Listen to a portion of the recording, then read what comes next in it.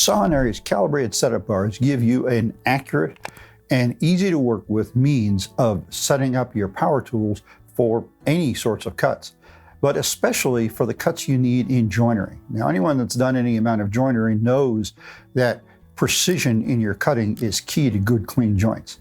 If you don't have precision, then you end up either with gaps between the boards, or you end up with the surfaces coming out uneven. And the only way you can get around that is having a good means of setting up your tools.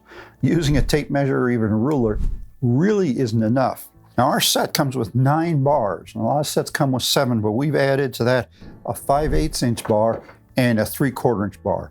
And personally, I really like the 3/4 inch bar because I find there's a lot of places where I use it. Hey, the lumber we work with is mostly 3/4 of an inch thick. So having a 3/4 inch bar really makes a difference. These bars give you 4 places that you can take the same measurement. You've got here, and this is the 3/4 inch bar I'm using. Okay, you got this space here. You've got this, the height here, not the thickness, but the height. You've got this height here, and then you've got the thickness of the bar. Now, some companies' bars, all the bars are the same width, so you lose out on this one.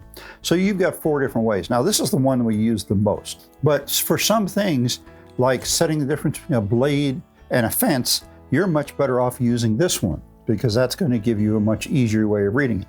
If you're trying to check the depth of a cut, let's say you're trying to make a dado into something so you can slip another board in it, well, you need to be able to measure this way, okay? And obviously, you probably wouldn't be doing a 3/4 inch dado in a 3/4 inch board. But say if you had 8-4 material, say, 1.5 thick, then yeah, you might do a 3/4 inch deep dado. So it gives you all that. Plus, we've added something else on here, and that is that the other end of all these is set at a precise angle. This particular one, the 3/4 inch, has a 35-degree angle. The 5/8 has a 50-degree angle, and each bar is different. That's great when you need to set up the angle, say the angle of your table saw blade for doing a miter cut of some sort, okay?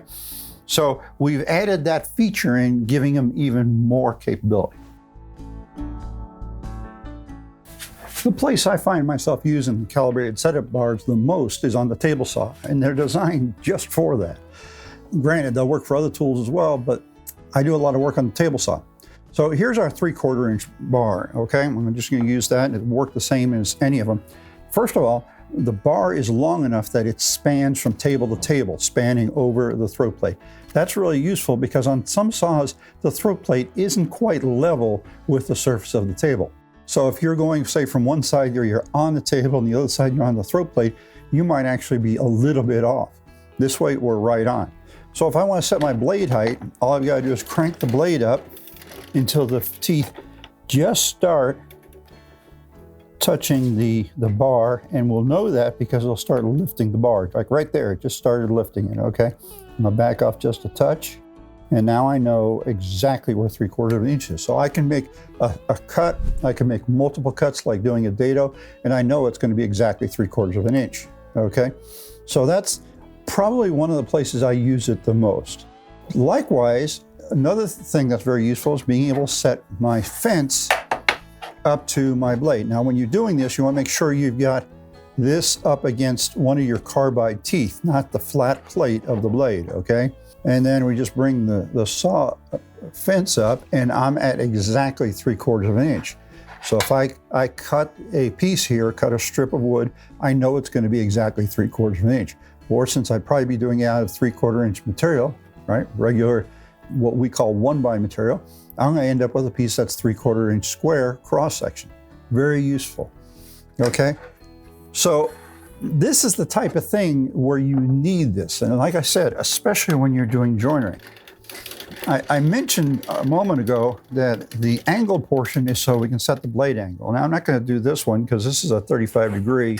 Let me grab a different one here. This is the 1/4 inch bar, and it's 80 degrees at this end.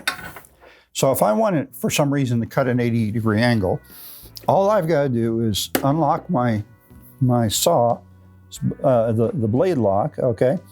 And what I want to do is I want the plate of the blade, not the teeth, the plate, to be in full contact, top to bottom, with my bar. And once I've got it there, I can lock it in, and I know I'm at exactly 80 degrees, okay, or whatever angle you choose, whichever bar you choose. That's the fastest and easiest way. I've got other ways I can set that angle, but not that are as easy to work with as this one. And the other ways I have, because of the limited height you can get that blade up above the table surface, it can be hard to work with. This is really easy, really fast, and really accurate. Okay, what about the bandsaw, someone might ask? Well, that's a good question. I mean, do we need that kind of precision on the bandsaw? Again, it depends on what we're doing.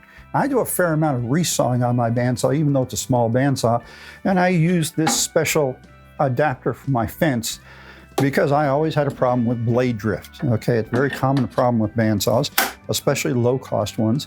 And what this allows me to do is steer my piece through. But I still need to set up the distance between the blade and the fence, and I need to do that accurately. So a lot depends on what kind of resawing I particularly want to do that time. Now, you know, a 3/4 inch piece of wood, ideally you cut it at 3/8 and you end up with 2 3/8 inch pieces, right? Yeah, but we forgot about the saw curve, right? We got a 1/16 of an inch of saw curve there. So there's a couple different things we can do. We can split it right down that, and we'll have two sides that are a little less than 3/8 of an inch.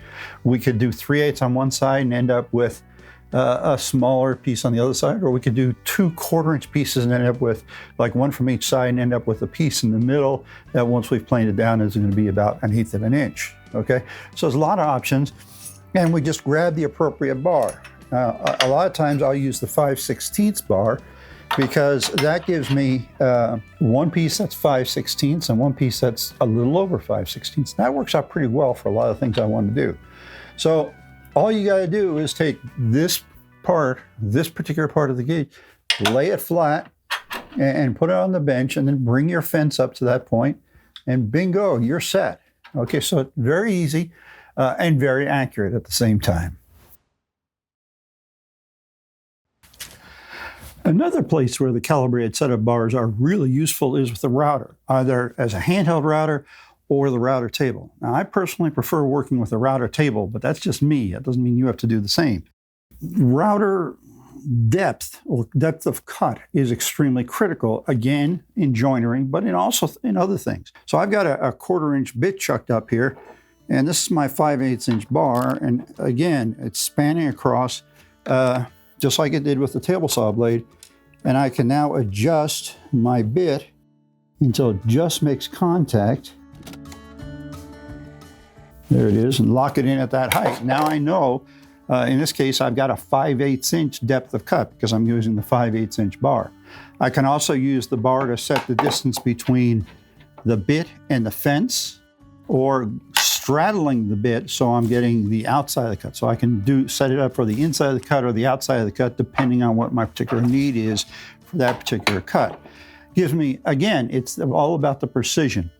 Some bits don't require this, but if you're trying to do any sort of joinery with routers, tongue and groove, those miter lock joints, anything like that, you've got to have your bit height set absolutely perfect, and you've got to know what perfect is. So being able to do that, being able to know what your height is, it's a game changer to make your joinery and your other work on your router come out better. I keep using the word precision, and that's because that's important to me. When we decided to add this product to our lineup, I wanted something that was precise, that was going to give me accurate setups of my power tools. I've bought other bars in the past, not this style, actually, the plain rectangular ones like machinists use, and was very dissatisfied with their lack of accuracy. So when we found a manufacturer to make these for us, that was the key thing. We want them accurate, we want them precise.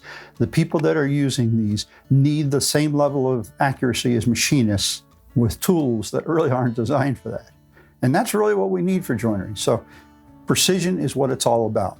And with this set, you'll be able to set up your tools more accurately, more precisely, and hopefully you'll get better work, especially better joinery.